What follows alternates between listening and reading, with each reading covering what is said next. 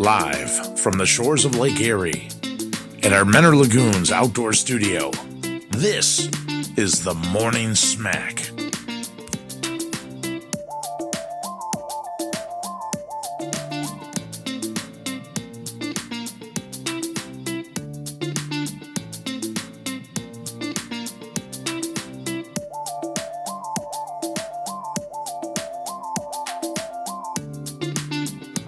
I'm ashamed of that photo, but I'm sure you worked on it. But I had some fun on that boat, man. Yeah, it's a cool boat. It's a big box. You're sailing a big tissue box on the water because it's so wide, and you're taking it all over.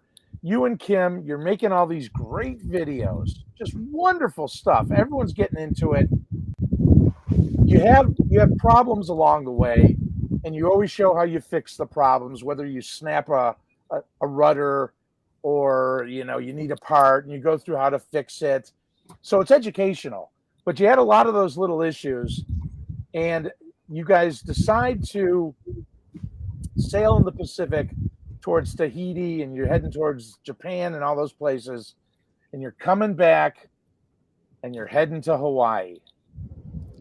And that's when disaster strikes. And what we're going to do right now, if I can get it, hang on. We're going to show what happened because, honestly, dude, this would have terrified me.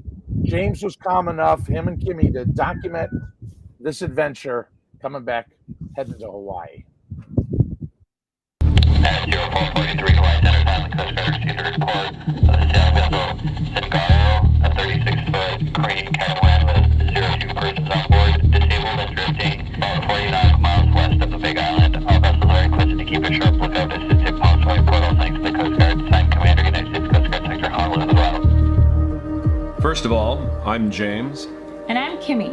And this is our boat, Zingaro, a plywood catamaran. 3 years ago, we decided to cut the dock lines and sail her around the world.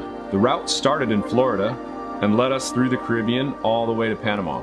It was tough, but the struggle was worth it because this life had so much to offer. We documented our experiences and shared them with the world via YouTube. Soon, a community formed around our videos, and what started as a journey for two turned into a journey for literally thousands. As our knowledge and confidence grew, the Caribbean became too small for us. Which is why, with the help of our supporters, we made it through the Panama Canal and we're well on our way to visit some of the most remote islands in the South Pacific. The route we chose was demanding, and the Pacific Ocean is host to some of the biggest seas and worst weather in the world. We handled everything the sea could throw at us. It was only after 12,000 nautical miles into our Pacific Ocean travels that we ran into something that would prove to be too much for our old catamaran.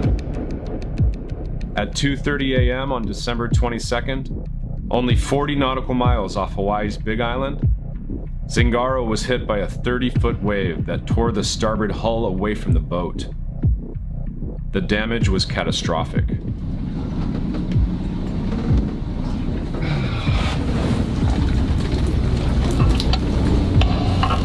Vessel Zingaro, Coast Guard. Roger, that's a good copy, and I'll understand. If we sent a helicopter to your position to hoist you off of your vessel, would you feel comfortable leaving the vessel behind? Over. Man, we're not going to be able to take anything on the helicopter. They don't allow you to take anything. No, we'll wait for the boat. So how long is that going to take them? I'm not going without you either. This could be the new beginning of a great adventure, babe. Maybe we fix this boat, maybe we build another one. This is...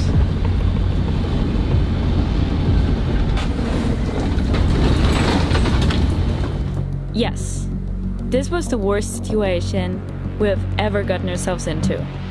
But we did what we always do. We broke the boat, we bailed it, we fixed it, and we sailed it. What we did was James got in the water at night, mind you, and with these 30-foot waves to tie a Dyneema around the separating hull. He then passed the line up to me, I put it around the winch and tightened it as much as I could as to tie the boat together, basically. That night the Coast Guard arrived and they escorted us all the way into port. Yay, Coast Guard. Those guys were awesome. Thank you. Where are we at now? This is our boat. You can see from these videos and pictures that Zingaro's blue water sailing days are over. We took her 25,000 miles, further than the original builder could have ever hoped for. I think for a little plywood catamaran from Nova Scotia, Hawaii is quite a nice place to retire.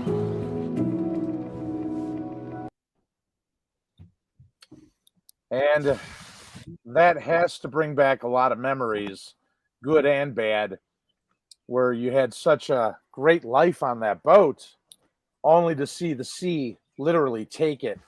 And it's an amazing thing that you were able to jump in the water with 30-foot waves, get under the boat, and tie it all back together.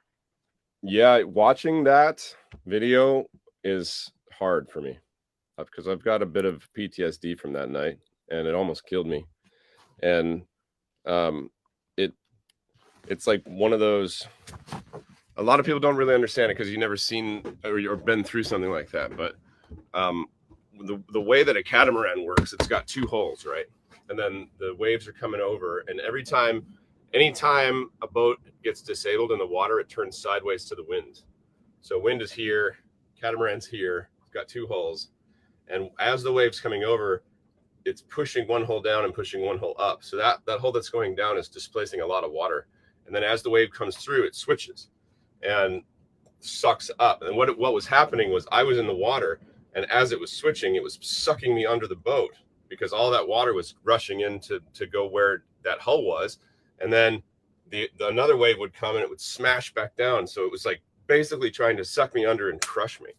I mean, there was times where I was riding it. I was grabbing the strut under the boat, just riding the cat at night with 30-foot waves. And it was so scary that it was, in retrospect, I probably wouldn't make that decision again to tie it together. We probably would have just gotten off the boat on a helicopter. But at the time, I didn't have insurance, and I had my whole life savings in that boat. And like, I knew we could fix it. I knew probably we could do it. So I jumped in the water, and I just swam as far away from the boat as I could with a line in my hand, and then swam down. I was a pretty good free diver, and swam all the way as far as I could until I ran out of breath, and then swam up, and I'd be, like 50 feet from the boat, and then I'd swim over and give her the line. You are crazy, it was crazy, my friend. It was a crazy. Yeah, that's the craziest thing I ever heard. I wouldn't do it. No, but you end up getting that boat to Hawaii, and then what happens with you? What becomes of you and Kim? I gave all the Coast Guard guys a big hug. I was crying. I remember I was crying that day.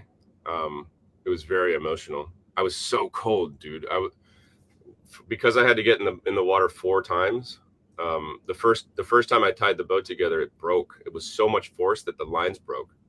And the second time, I tied more lines, and they broke again. And then the third time, I remembered I had a big roll of Dyneema. It's this like plastic fiber that is the strongest rope known to man. It's stronger than steel for the same diameter. I tied that around it, and that worked, but it started cutting. It started sawing through the boat. It was like, because it was so thin. Yeah, you know how like if a big tanker goes down, they cut it into pieces with that big steel rope. That's just like that. Yeah. And so then I had to take it off again and put tubes on it to protect the boat. And it's still, I mean, if you watch, I have a video on YouTube. My channel's Sailing Zingaro, and search taking apart my broken boat, and you can see I've got pictures and video of like this thing went into the boat like this far, sawed into it with the pipe, with the hose on it, with the chafing protection. So yeah, it was crazy, man. I forgot my point now.